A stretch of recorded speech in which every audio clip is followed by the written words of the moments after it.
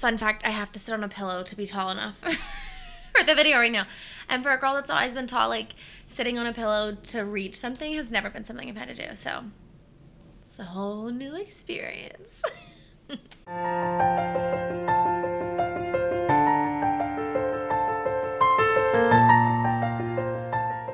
Hello, you amazing human beings.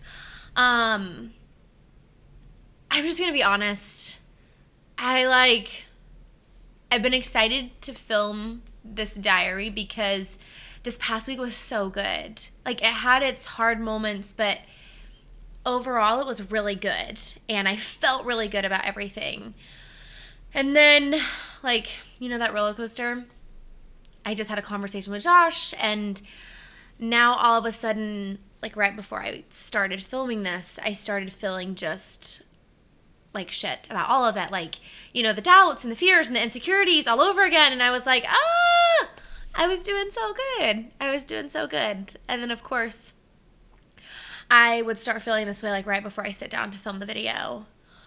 And I actually told Josh before I came up here, I was like, you know, doing these videos is so good because I'm so glad that I'm documenting this for myself to look back on, but also for all of you. I want to be so honest with you about this. I want to just put it out there in real time like it's happening, but at the same time, it's just so hard to be so honest about like some of my biggest insecurities right now in the moment. It just feels really like raw. Like, look at me. Like, you know, here's the biggest insecurities that I'm struggling with right now. So, yeah, I guess let's just dive in there. The financials of all of this is just hitting me right now. Josh and I are big budgeters. We always have been. And I love it. Like, there is nothing like having a plan for your money to, like, make you feel confident. Until earlier.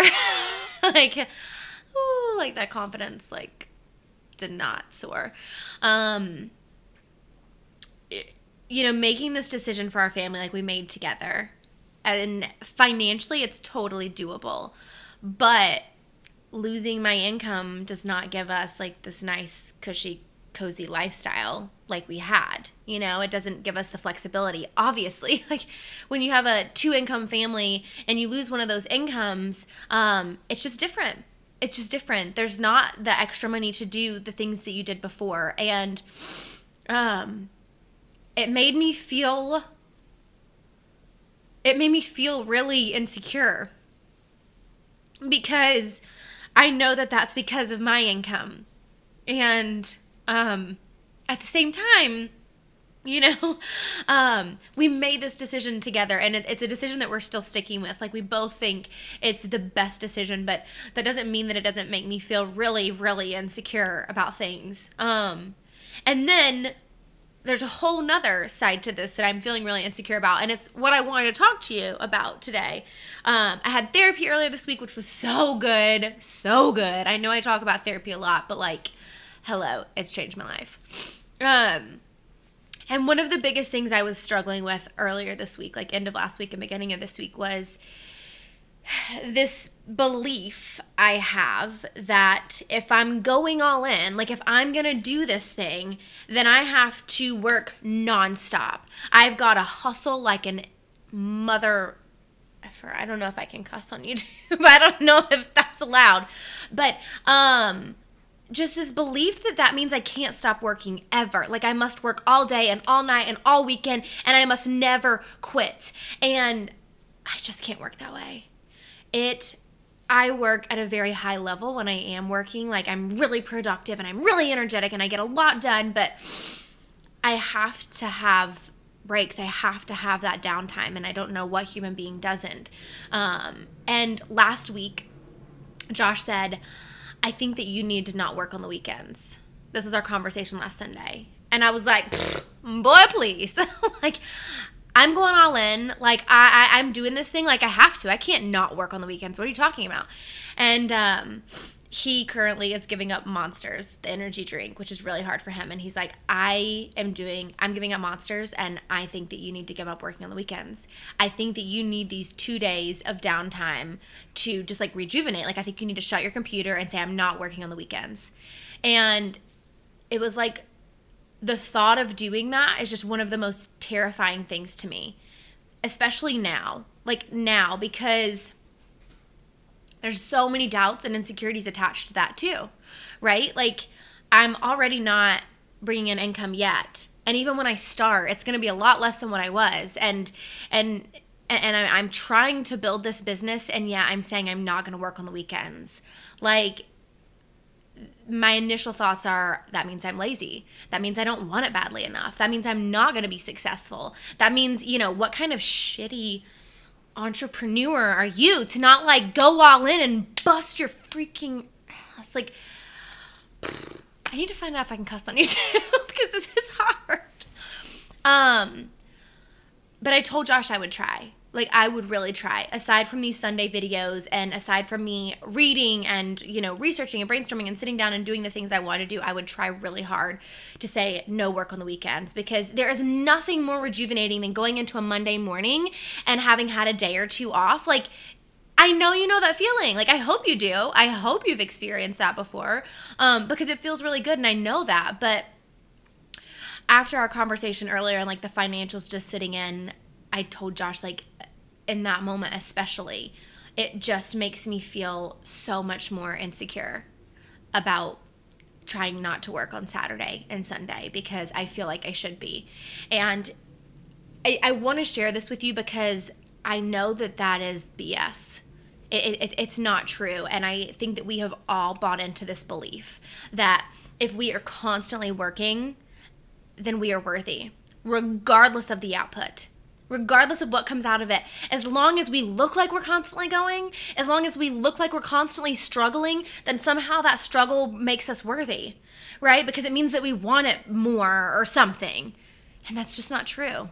That's just not true. And I know that. I know that in my gut, and I know that so deeply in my heart to be true. But it's this belief. Just changing any belief is so hard. It's so hard. And I am in the thick of this now. And with the work that I do on the podcast and everything that I share, I have to be in a good place. Like, I have to be in a place where I have filled myself up, because I pour so much of myself out into these conversations in the podcast and this video. And I know that. I know that. And I also know that our current understanding of success in society is just unattainable, and especially long term. Like, find me one person, maybe Gary Vee is the only one. I don't know. Maybe Gary Vee's experienced this, but find me one person who doesn't work these ungodly hours, or that does work these ungodly hours, or has before, and has never carved out time for themselves as they're building this business or growing this brand or whatever they're doing, and show me that they've never experienced burnout. I was thinking about Shonda Rhimes in her TED Talk, and how she talked about that herself. It happens. And here's the thing. I needed to have this conversation with you. I needed to sit down and remind myself of this, because I was in the thick of the insecurity when I sat down to record this. But here's the truth of it.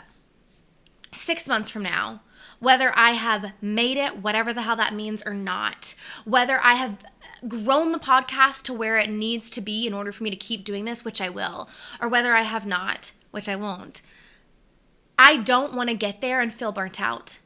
I don't want to reach that place, this place that I so desperately know that I am creating for myself right now, and that my heart knows it wants so badly. I don't want to get to that place and regret, like, having sacrificed friendships and relationships and hours of my life and my weekends over the past 6 months to get there. Because if that happens, I'm going to reach that place, and I'm going to feel burnt out, and I'm going to feel exhausted, and I'm going to feel like I need a break, and I'm going to feel like I just need to step away from it all. And who knows, maybe that means that I do step away from it all, and I end up going back to freelance or doing something else, and that's not what I want. That's not what I want.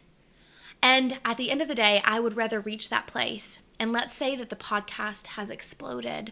Let's say that the growth is amazing and I'm able to really do this and I've created this amazing profitable business for myself 6 months from now. If I have done that, then I want to feel excited and grateful and energetic. I want to feel like this is just the beginning. I have so much more to give this thing. Like, this is only the start. I don't want to get there and feel like regretful of all of it. And on the other hand, if 6 months from now, I'm like, you know what? It didn't quite grow as quickly as I thought it would, or, I wasn't able to make a go of it as quickly as I thought I would. And so I'm gonna, start doing some freelance again, or I don't know what that looks like. Even in that place, I want to feel good about what I've done. I want to look back on those 6 months, and I know it's like an arbitrary timeline I'm just throwing out there, but I want to look back on the 6 months that I really gave it my all without giving too much of myself fondly. I want to look back and be like, man, look at everything that I learned about myself and about business and about podcasting. Look at how much I've grown as a person. I want to look back and I want to be happy and I want to have that same energetic joy.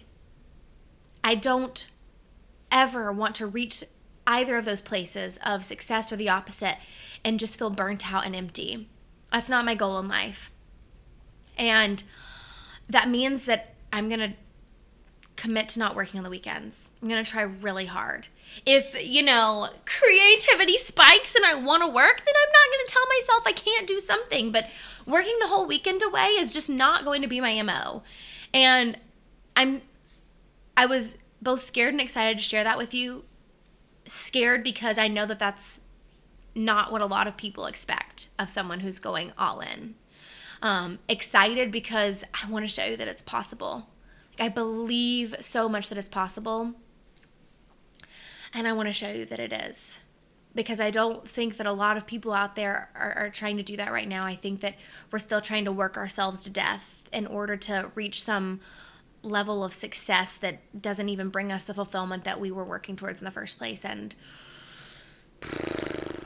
yeah, I feel better. I feel better after talking to you guys. But I'm probably going to turn this off and go enjoy the rest of Sunday night and play some Monopoly with Josh, because I'm trying not to work and I'm going to read. And I just let this be a really great real-time example for you that this is a roller coaster. I started out filming this feeling so just weighed down by the doubt and the insecurity of it, and now I just feel so much more free and so much more excited to see what the week holds. So there you have it. So there you have it. That was an exciting diary entry. I think it is probably my favorite of them all. I just have one ask of you. I assume that most of you watching this have listened to the podcast. If not, hop over to iTunes or Stitcher. Links are going to be in the bio. You can also listen to it directly through the blog and listen to the podcast. There are some amazing episodes that went live last week, and there are some really great conversations going live this week. We're talking about so much good stuff, whether you are in the weeds of growing your business, or you just started, or you're dreaming about starting, or you're just trying to do this thing called life and live out your dreams along the way. There's so much good stuff. But either way, it would mean the world to me after you do listen, or if you already have, if you would hop over to iTunes and leave a review. It's super easy. You can just insert the stars and hit enter and do that much, or you can also write a little review, and they're like little love notes to me. They really mean the world. So yeah, I will link it below, but if you would hop over to iTunes and leave a review on the podcast, it would mean the world. All right, guys, I've got some Monopoly to go play and a book that needs to be read. So I will see you guys next week for video diary number 4. This thing's getting real.